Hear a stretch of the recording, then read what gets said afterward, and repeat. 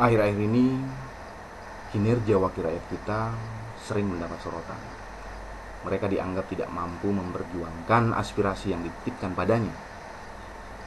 Suara-suara itu muncul dan mengindikasikan suatu ketidakpuasan. Yang dikhawatirkan adalah ketidakpuasan tadi melahirkan ledakan ketidakpercayaan yang mampu membuat gagalnya negara. Jika kita tilik lebih dalam, itu semua karena ketiadaan komunikasi yang efektif dan efisien antara wakil rakyat dan rakyatnya.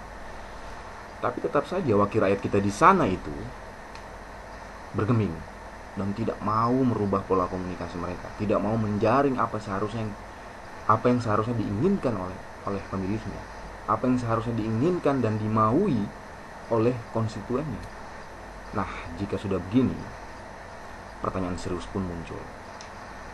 Bagaimana seharusnya wakil rakyat kita bersikap? Bagaimana seharusnya wakil-wakil rakyat kita itu membangun pola komunikasi yang efektif dan efisien?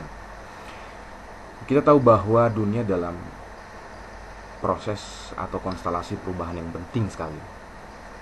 Tumbuhnya media jejaring sosial seperti blog, Facebook, Twitter itu menjadi fenomena baru yang cukup mengejutkan.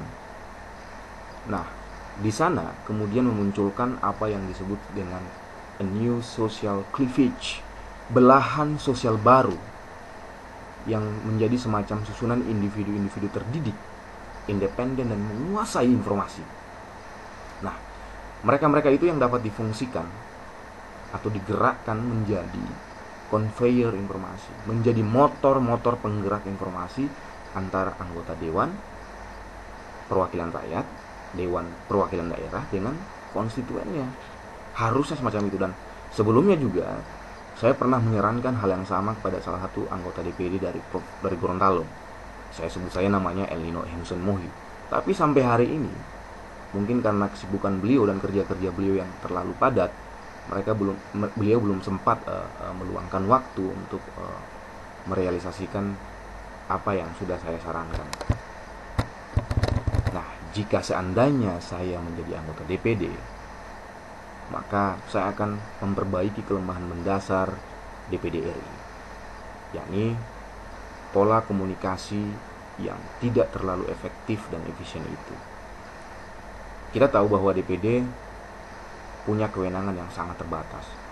Tapi sekali lagi kawan-kawan, sekali lagi sahabat-sahabatku semua, bahwa dengan menggunakan kekuatan atau kemajuan teknologi informasi seperti sekarang yang kemudian dimotori oleh belahan sosial baru tadi, mereka-mereka yang terdidik, mereka-mereka yang independen, mereka-mereka yang menguasai informasi itu sebagai conveyor informasi, maka saya pikir apa yang saya akan perjuangkan di DP nanti adalah hasil yang real dari masyarakat, yang benar-benar mengakar, benar-benar dimaui, benar-benar diinginkan oleh masyarakat.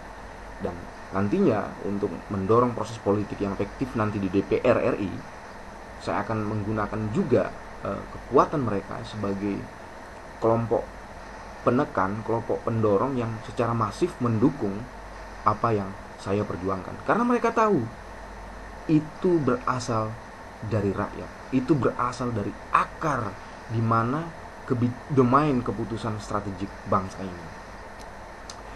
Dua hal yang menurut saya akan menjadi efek dari itu semua. Pertama, pengawasan yang maksimum civil society terhadap keputusan-keputusan penting negara.